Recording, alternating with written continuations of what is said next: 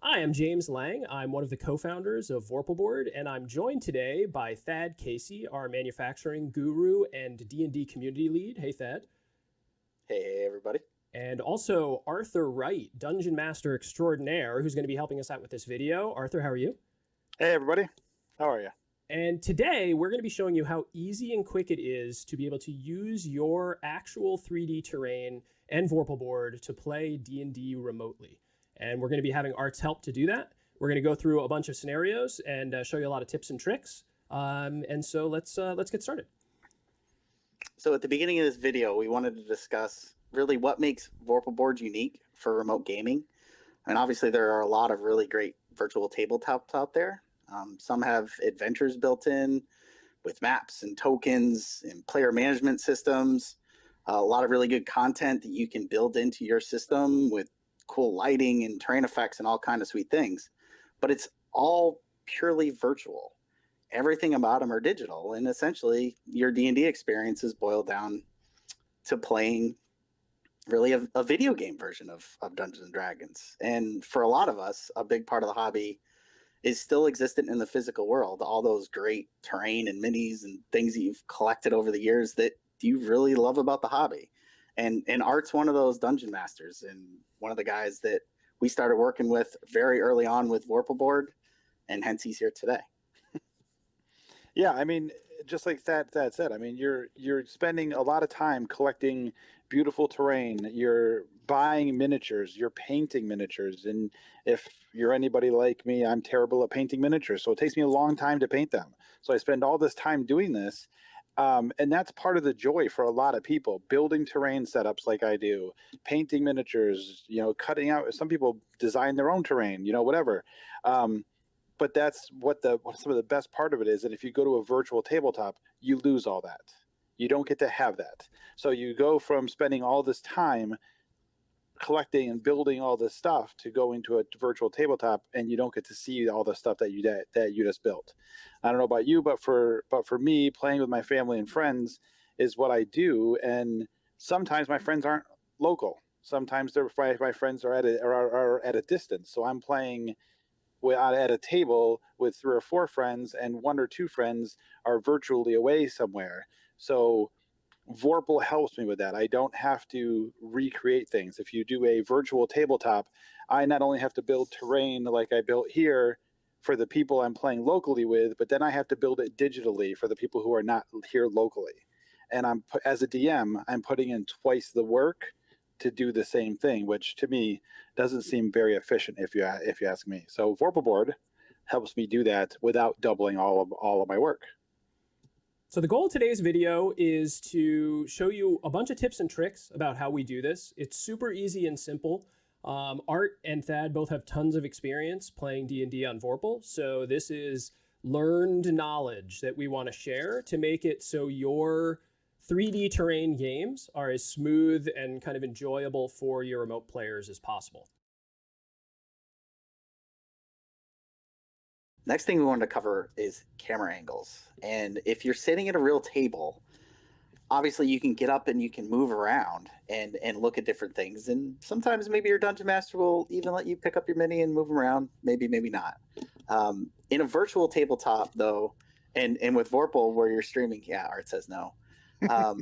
You as the dungeon master get to control, if you will, or manage the way that your players are seeing the terrain and seeing the combat. And that presents some really interesting opportunities for you to be able to do storytelling, but also convey like a level of immersion that is really difficult to pull off when everybody's sitting around at the table. Essentially, you get to control where your players are looking at different things and how they see and interact with the terrain. So the view that we started off this video with is honestly probably not one of the better views to actually play.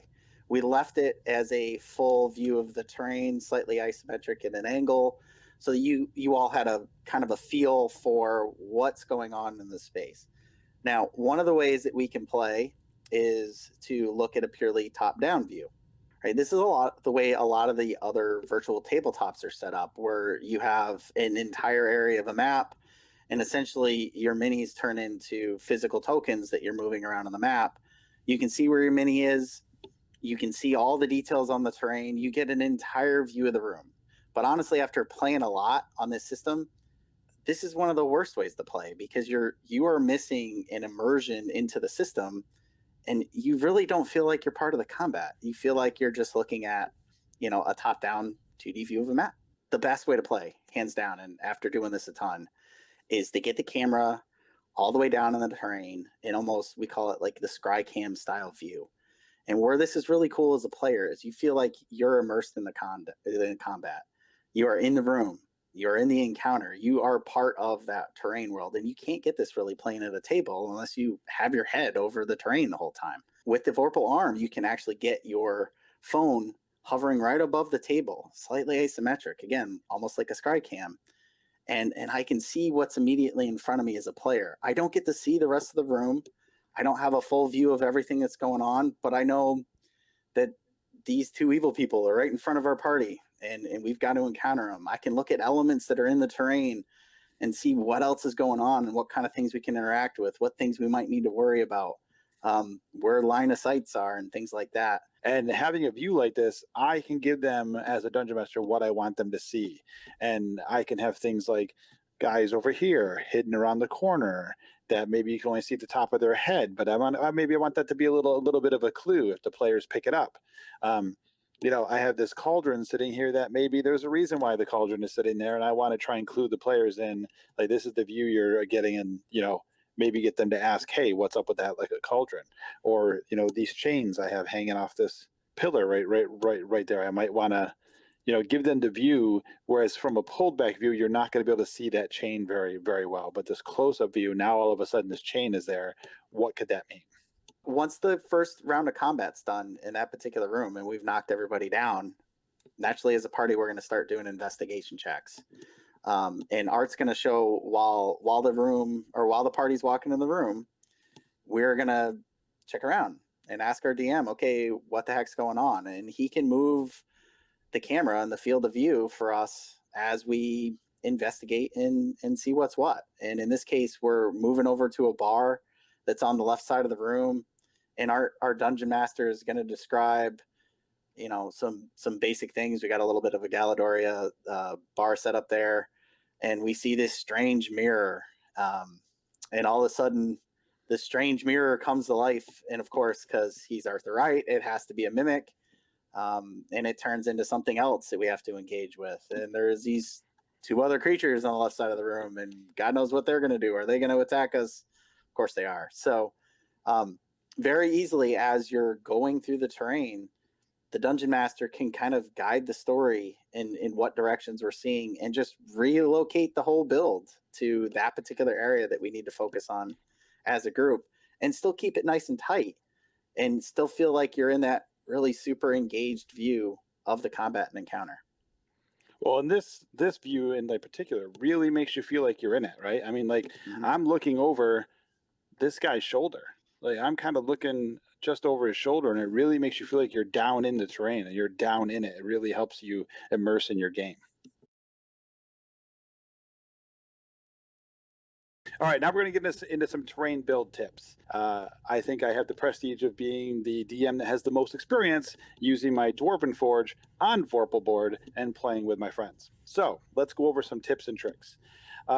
Build size. So this here is a 2 foot by 2 foot build of Dwarven Forge terrain on Vorpal board. We have a little bit of Galadoria in here for some scatter. And this is about as big as I like to go. Sometimes they go a little bigger, but 2 by 2 seems to be good, or somewhat less. As you can see, we can get a good view of most of the terrain. The bonus to this is that this is all on trays that I can lift up in sections, and I can take it away, or I can put it back on the table. So if you're playing with your friends virtually, like I am here with Thad and James, if we were playing a game of Dungeons and Dragons, and they've now finished this room that I have back here, and we're ready to go to the next room because they decide to go through this door back here in the corner, I can take the trays, pick this terrain up off the table, and have pre-made terrain in another room that I can bring in, set right back down on the table. We can go and play. Also, something you want to make sure that you check out is you want to try and have a good color contrast. So as you can see here, I got some reds up here in the front. I got some greens here in the middle. I'd thought about maybe putting some lava here, but then that'd be an awful lot of red. And if I'm trying to show red minis over here, you're going to have a lot of red around, except for knocking people over.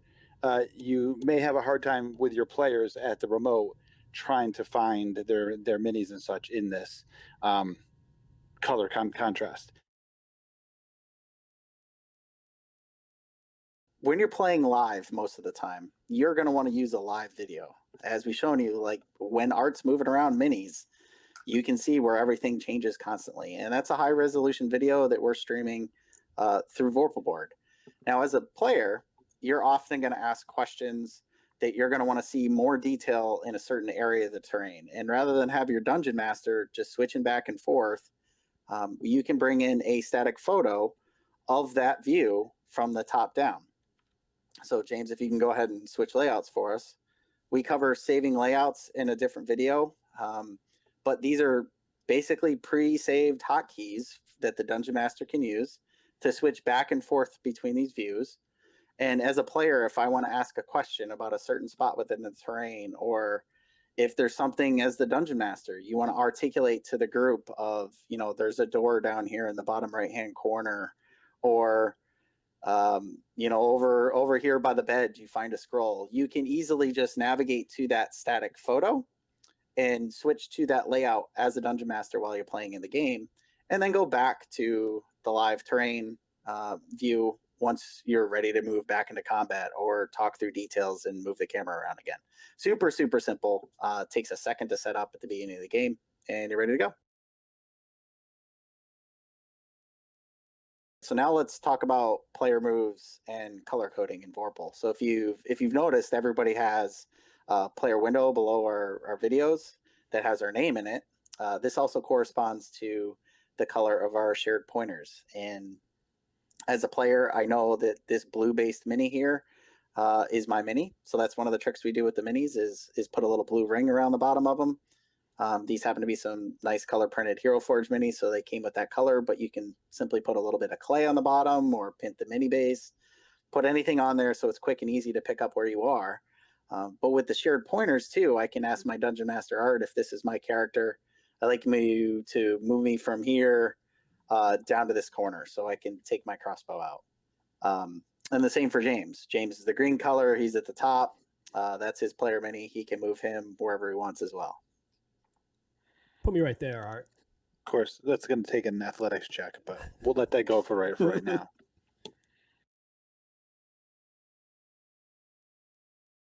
Okay, so we're going to talk about room lighting. Seems like a really simple topic, but with working with people that have really crazy high-end setups, to folks that are stuck in their basement and can't figure out how to use our system, there is a really simple trick, and that's just to keep it simple and like you normally would light your room.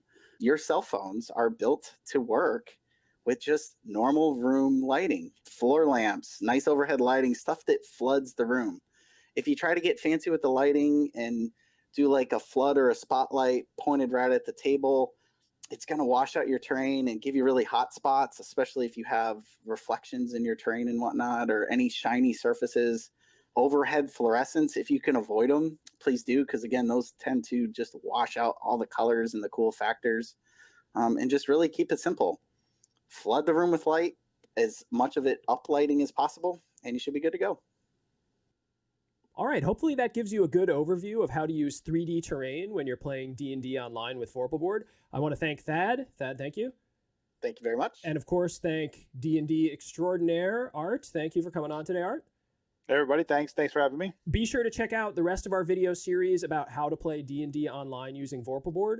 You can check out more about the product at vorpalboard.com. And always, we have a really active Discord where we have a lot of players who have used the methods that we talked about today. So if you're looking for more tips and tricks, or you want to find out more from people who are actually using the system, definitely stop by. Thanks a lot.